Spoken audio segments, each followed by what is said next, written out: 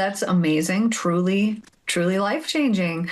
And I see this all the time in the work that we do is like actual profound shifts, and people can't explain it. Like even the feeling that comes afterwards is like, oh, there's really no words for like, holy, I feel like a totally different person. It's not like, wow, right? Oh my God, Yeah. I have no word.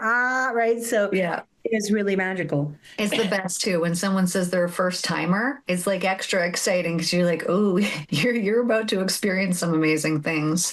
I love it.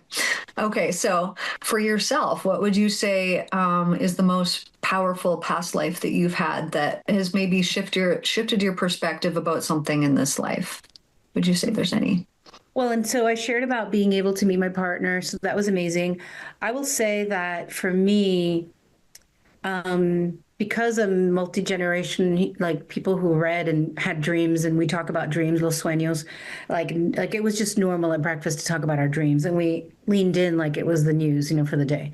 It was important. So I would say, being from a spiritual family that was already intuitive, I had a tremendous fear, really. I did not want to choose this. I didn't choose to be a full-time healer, just so y'all know. I mean, it happened later where I finally chose it, but I was leading circles at a young age. At 19, I did a year. I was reading people. I studied Reiki at 21. I was doing egg limpias. I mean, I was doing stuff, but again, giving it away for free. And this is my lifestyle. This is who I am. This is my service. I would say that going back into several lifetimes where my tongue was cut out for speaking against the patriarchy. And then I was like kind of kicked out of my home. So my husband and my children treated me badly, and I had no tongue and I had to live outside. And it was like the fear of speaking up or being different because you'd be punished. Then being dragged. So I was in the 1600s. I was in Europe, and I was part of like the witch hysteria. But the thing was, we actually weren't like witches as people would imagine them, dancing around the fire and the things that.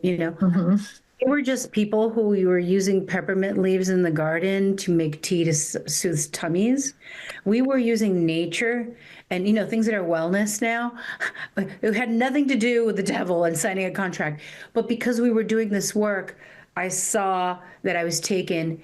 I died in that one lifetime. But then in another lifetime, ancestrally, this is like now coming in. Sorry, I just remember this one. So those were very powerful. So I did die. I was not really a witch in any way that anybody would think, except that I work with the cycles, and I guess that's a witch too, and healing herbs.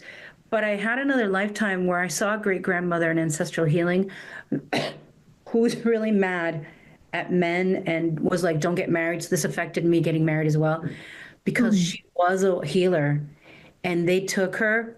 Her daughters were able to escape with her husband, but she died in the witch hunts as well. And so for me, I have ancestral, and I have like past life karma of being punished for being spiritual, being punished for being intuitive, being punished for using these technologies. And once I did them, it was so easy to step in and be like, oh, I have to finish what I started. And so that's how I feel about my career. When people ask me, I'm like, I get to do my work joyfully with no pitchforks outside. I'm like, literally, they're like, oh my God. I'm like, there's no bonfire in my backyard. I am safe. I get to help people do things that fill my soul. So those are some of the most powerful ones. They help me be who I am today on every Hmm. level. That is powerful. You know how many women that exact same situation, they know it and they knew it when they were young. They're like, I'm pretty sure I was either drowned or burned or something as a witch for speaking up. And then how many people are born into this life with maybe throat issues, throat clearing, something to do around this area. And it is all because of past lives where we were punished for speaking up. And it's like, no, this is why we're here though. We're allowed to do it this time. There's so much freedom that's in it. We can do whatever we want.